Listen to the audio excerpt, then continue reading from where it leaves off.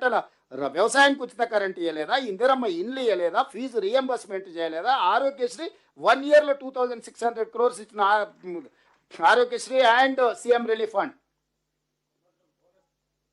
500 rupees bonus ఇచ్చినాం. అంతకుముందు ఒడ్లు వండిస్తే ఊరేసుకుంటూ అంటే కనీస మద్దతు ధరతో పాటు 500 రూపాయలు బోనస్ ఇచ్చినాం. 3000 కోట్లు బోనస్ పే చేసినాం. డైట్ ఛార్జెస్ 40% పెంచినాం. కాస్మెటిక్ ఛార్జెస్ 200% పెంచినాం. బడి పిల్లలకు బ్రేక్ఫాస్ట్ ఇచ్చినాం. లంచ్ క్వాలిటీ పెంచినాం. ఏ స్కీమ్ ఆపినాము? 8,21,000 కోట్ల రూపాయలతో ప్రభుత్వాన్ని అప్పచెప్తే కేసీఆర్ ప్రజలకు ఉపయోగపడే మొదలుపెట్టిన స్కీమ్ లేదా ఉమ్మడి ఆంధ్రప్రదేశ్ నుంచి మనకు వారసత్వంగా సంక్రమించిన ఒక్క స్కీమ్ అయినా ఏదన్నా ఆపినా?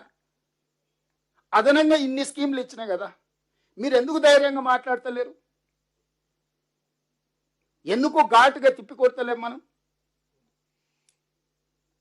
టెంపుల్స్ కావచ్చు, ఎండోమెంట్స్ కావచ్చు, వెల్ఫేర్ కావచ్చు, డెవలప్మెంట్ కావచ్చు, సుదీర్ఘకాలంగా ఉన్న వర్గీకరణ కావచ్చు, 100 సంవత్సరాల నుంచి వెనుకబడిన కులాల లెక్కలు లేకపోతే లెక్కలు తీసినాం కదా.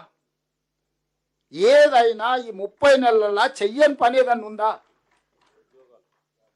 67 వేల మొత్తం హిస్టరీ తీసుకోండి, ఏ స్టేట్ కానీ ఎగ్జాక్ట్ 15 నెలల 67,618 ప్రభుత్వ ఉద్యోగాలు నియమించిన ప్రభుత్వం ఏదైనా దేశంలో ఉందా?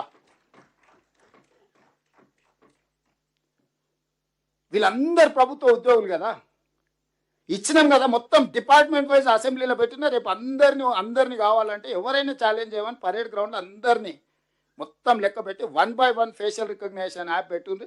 మొత్తం ఎంతమంది ఉద్యోగాలు ఇచ్చినో లెక్క తీయండి. అంతకుముందు ఇన్స్టాల్మెంట్లలో ప్రభుత్వ జీతభత్యాలు ఇచ్చేది. ఇవాళ 1వ తారీఖు నాడు అందరికి ఇస్తున్నాం. ఇప్పుడు కాంట్రాక్ట్ అవుట్ సోర్సింగ్ వాళ్ళు కూడా ప్రభుత్వానికి పనిచేసే ప్రతి వాడికి 5వ తారీఖు లోపల ఎట్టి పరిస్థితుల్లో వాళ్ళకి జీతం రావాల్సిందే అని ఈరోజు పని పెట్టుకొని ఎవ్రీ వీక్ మానిటరింగ్ చేసి రిఫార్మ్ చేసుకుంటూ వస్తున్నాయి, క్లీన్ చేసుకుంటూ వస్తున్నాయి.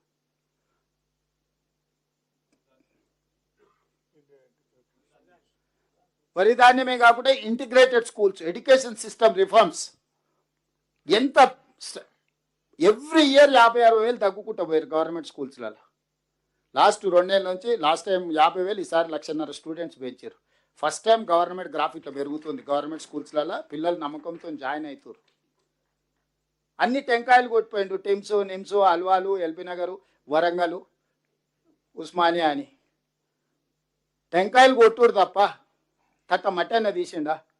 అన్ని ఇవాళ మనం కంప్లీట్ అయితే వాడు పోయి ఫోటోలు దిగుతుండు. శిల్పారామంలో ట్యాంక్ బండ్ మీద పోయి ఆ మధ్యలో సెల్ఫీ దిగి సెల్ఫీ డబ్బా కొట్టుకోడు. ఎవడా మీ తాత కట్టినాడు శిల్పారామం.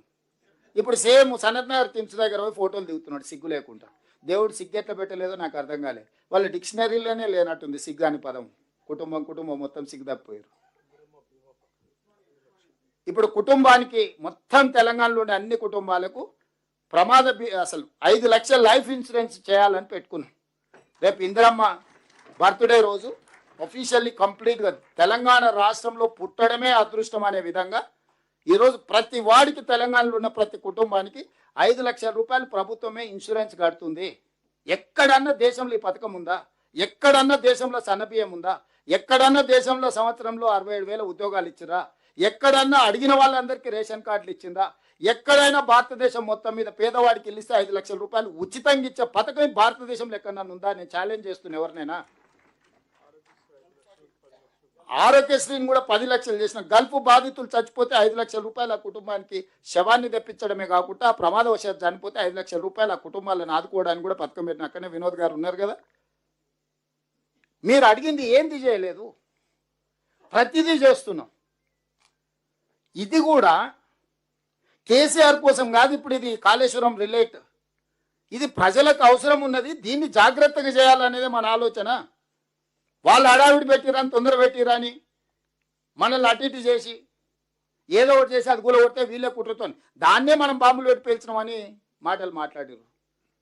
ఎంత బుర్ర తక్కువ అంటే మరి అమెరికాలో ఏం చదువుకున్నాడో నాకు తెలియదు కానీ మరి వేరే దోస్తులు వేరే చెప్తుంటారు. బాంబులు పెట్టి పేలిస్తే గాల్లోకి వెళ్తుందా భూమిలోకి పోతుందా? మా వీరేషన్ చెప్పాలి. ఎన్నో బాంబులు పెట్టి పేలిస్తే ఏదైనా మనం బాంబు పెడితే అది ఏడైనా పెట్టు గాల్లోకి లేస్తుంది కదా, పైకి లేస్తుంది కదా. మళ్ళీ కాళేశ్వరం